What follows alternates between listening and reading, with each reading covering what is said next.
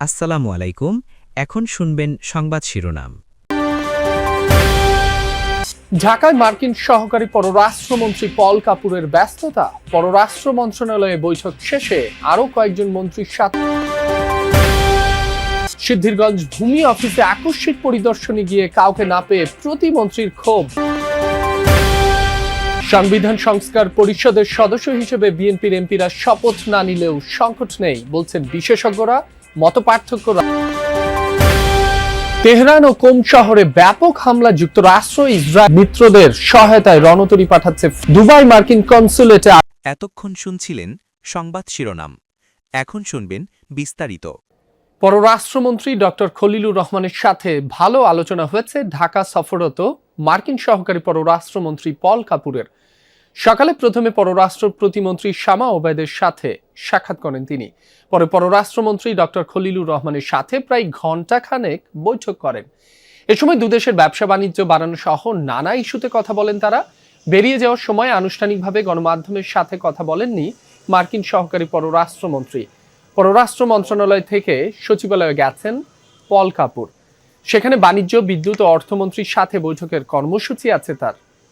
How was the meeting? Thank you. Great. Everything. We always Great love to- coming to the foreign ministry. Great to be here. Great to be here. Did you talk about the arts and discipline? তো আমাদের কাছে নেই। পল কাপুর সকাল 8:40 পররাষ্ট্র মন্ত্রণালয়ে প্রবেশ করেছিলেন এবং 10:45 দিকে তিনি বেরিয়ে গিয়েছেন। এর মধ্যে তিনি প্রথম বৈঠকটি করেছিলেন পররাষ্ট্র প্রতিমন্ত্রী শামা ওবায়দের সঙ্গে প্রায় 15 থেকে 20 মিনিট। তারপরে পররাষ্ট্রমন্ত্রী ডক্টর খলিলুর রহমানের সঙ্গে প্রায় ঘণ্টাখানেক তিনি বৈঠক করেছেন। পল কাপুর যখন বেরিয়ে যান তখন পল কাপুর এবং মার্কিন যে রাষ্ট্রদূত ব্রেন্ট ক্রিস্টেনসেন তাদেরকে আমরা কথা বলার জন্য চেষ্টা করেছিলাম। তারা আনুষ্ঠানিকভাবে কথা বলতে রাজি হননি।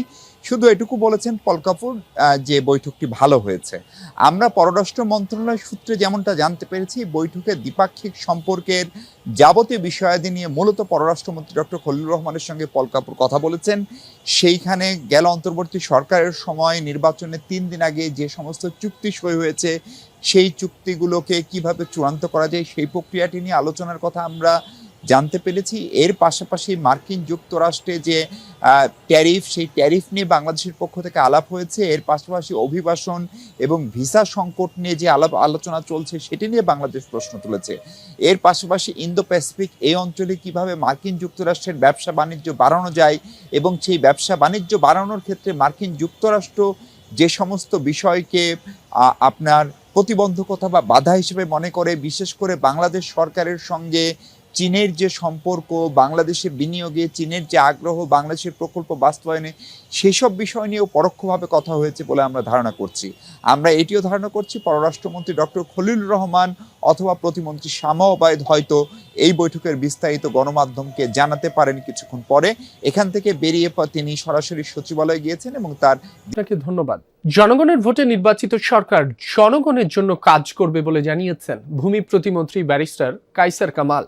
ভূমি অফিসের কোনো কর্মকর্তা কর্মচারী অসহযোগিতা করলে তাদের বিরুদ্ধে কঠোর ব্যবস্থা নেওয়ার হুঁশিয়ারিও দিয়েছেন তিনি। বুধবার সকাল 9টায় নারায়ণগঞ্জ জেলার সিদ্ধিরগঞ্জ ইউনিয়ন ভূমি অফিসে আকস্মিক পরিদর্শনে যান প্রতিমন্ত্রী। সেটি তখনও ছিল তালাবদ্ধ। প্রায় আধা ঘন্টা ভূমি অফিসের বারান্দায় বসে অপেক্ষা করেন কায়সার কামাল। নির্ধারিত সময়ে ভূমি অফিসের কাউকে না পেয়ে ক্ষোভ জানান প্রতিমন্ত্রী। বলেন, এ ধরনের ঘটনা অনাকাঙ্ক্ষিত। যারা দায়িত্বে অবহেলা করবেন তাদের বিরুদ্ধে কঠোর ব্যবস্থা নেওয়া হবে। প্রতিমন্ত্রী আরো বলেন, ভূমি মন্ত্রণালয়ে কোনো অনিয়ম দুর্নীতি হলে তা মেনে নেওয়া হবে না। এই আকস্মিক ভিজিট শুধুমাত্র সিদ্ধিরগঞ্জের মধ্যে সীমাবদ্ধ থাকবে না, বাংলাদেশের যে কোনো প্রান্তে, যে কোনো দিন, যে কোনো অফিসে আমরা যাব। জনাব তারেক রহমান সাহেব, মাননীয় প্রধানমন্ত্রী, ওনার নির্দেশে সেটা আমরা অব্যাহত রাখবো এবং এইটা বাংলাদেশের সরকার, জনগণের সরকার এবং জনগণ দ্বারা নির্বাচিত সরকার হিসাবে আমরা জিরো টলারেন্স এগেনস্ট করাপশন সেটা কার্যকর করবো ইনশাআল্লাহ। সরকারি হাসপাতাল থেকে দালাল নির্মূলের ঘোষণা দিয়েছেন স্বাস্থ্যমন্ত্রী সরদার মোহাম্মদ শাখাওয়াত হোসেন। সকালে ঢাকা মেডিকেল কলেজ হাসপাতাল পরিদর্শনে গিয়ে এ কথা জানান তিনি। বলেন, হাসপাতাল থেকে রোগী ভাগিয়ে নেয়া বা রোগীদের সাথে যারা প্রতারণা করবে তাদের কঠোর হস্তে দমন করা হবে। মন্ত্রী জানান, হাসপাতালের পরিবেশ উন্নয়ন ও খাবারের মান নিশ্চিতে ঢাকা মেডিকেল কলেজ কর্তৃপক্ষকে নির্দেশনা দেওয়া হয়েছে।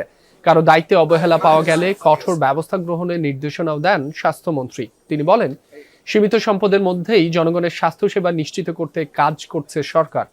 ঢাকা সহ সারা দেশে রোগীদের সেবা নিশ্চিতে সরকার বদ্ধপরিকর। হয়েছে আমরা এগুলি কঠোর হস্তে দমন করবো। আমরা এই যে আজকে আসলাম, আরো দেখবেন আসবো আমরা, ইনশাল্লাহ এগুলি দমন করে ফেলবো। সংবিধান সংস্কার পরিষদের সদস্য হিসেবে বিএনপির এমপিরা শপথ না নিলেও সংকট তৈরি হবে না বলছেন আইন বিশেষজ্ঞরা। তাদের মতে সংবিধানের 142 অনুচ্ছেদ অনুযায়ী এমনিতেই সংবিধান সংস্কার করতে পারবে বিএনপি, তবে তার টেকসই হবে কি না তা নিয়ে রয়েছে শঙ্কা। বিশেষজ্ঞরা বলছেন সংবিধান সংস্কার পরিষদ নিয়ে যে মত পার্থক্য দেখা দিয়েছে তার সমাধান করতে হবে রাজনৈতিকভাবেই। আরিফুর রহমান সবুজের রিপোর্টে বিস্তারিত। জুলাই জাতীয় সনদের আইনি ভিত্তিতেই জারি করা হয়েছিল জুলাই জাতীয় সনদ বাস্তবায়ন আদেশ। রাষ্ট্রপতির এই আদেশের ভিত্তিতে জাতীয় সংসদ নির্বাচনের দিন অনুষ্ঠিত হয় গণভোট, আর এতে হায়ের পক্ষে রায় দেন 65% বেশি ভোটার। নবনির্বাচিত সংসদ সদস্যরা শপথ নিলেও সংবিধান সংস্কার পরিষদের শপথ নিয়ে তৈরি হয় মতদ্বৈততা। জাতীয় সংসদে গৃহীত হওয়ার পরে তখন জাতীয় সংবিধান সংস্কার পরিষদের সদস্যদের শপথ নেয়ার বিধান করা যাবে। নতুন করে মঙ্গলবার জুলাই জাতীয় সনদ, গণভোট অধ্যাদেশ এবং সংসদ সদস্যদের সংবিধান সংস্কার পরিষদের সদস্য হিসাবে শপথ নেয়ার বৈধতা নিয়ে রুল জারি করেছেন হাইকোর্ট। এরপরই জুলাই সনদ বাস্তবায়নের ইস্যুটি আবারও আলোচনায় এসেছে। সংসদ যখন শপথ নিতে যায়, বিএনপি কি শপথ নিছে? নাই না, তো ওটা তো ধরে এসে বলেই দিয়েছে এটা ইলিগাল। তো এটা তো যেটা ইলিগাল সেটা ইলিগালই। তারপরে কেউ হয়তো ইন্টারেস্টে গেছে, কোর্টে গেলে এটা তো কোর্ট তো আর এটা কোর্ট কি সংবিধানের বাইরে কোনো কিছু বলতে পারবে? কোর্ট তো এই সংবিধানের অধীনে কাজ করছেন, সংবিধানের বাইরে তো একটা কোর্ট কথা বলতে পারবেন না। সংকট হবে আমি মনে করছি না, তবে সংস্কার প্রক্রিয়াটা বাধাগ্রস্ত হবে, সেটা হয়তো আমাদের সাহায্য করতে এবার মধ্যপ্রাচ্যে বিমানবাহী রণতরী পাঠাচ্ছে ফ্রান্স। এরই মধ্যে বাল্টিক সাগর থেকে ভূমধ্য সাগরের উদ্দেশ্যে রওনা দিয়েছে রণতরী শার্ল দ্য গল। বহরে রয়েছে একাধিক ফ্রিগেট ও যুদ্ধ জাহাজ। মঙ্গলবার মধ্যপ্রাচ্যের সার্বিক পরিস্থিতি বিবেচনা করে ঘোষণা দেন ফরাসি president Emmanuel Macron. Charles de Gaulle ফ্রান্সের একমাত্র বিমানবাহী রণতরী, যা পারমাণবিক শক্তি চালিত। 2টি ফুটবল মাঠের সমান বিশাল এই নৌযানটিতে একই সাথে 30টির মতো যুদ্ধবিমান ও প্রায় 2000 সেনা থাকতে পারে। রণতরীটি 24 ঘন্টায় 1000-এর বেশি কিলোমিটার পথ পাড়ি দিতে পারে। এছাড়াও ইরানের হামলা মোকাবেলায় সাইপ্রাসের ব্রিটিশ ঘাঁটিতে আকাশ প্রতিরক্ষা ব্যবস্থা, রাডার সিস্টেম ও রাফাল যুদ্ধবিমান মোতায়েন করেছে ফ্রান্স। ব্রিটিশ ঘাঁটিতে আকাশ প্রতিরক্ষা ব্যবস্থা, রাডার সিস্টেম ও রাফাল যুদ্ধবিমান মোতায়েন করেছে ফ্রান্স।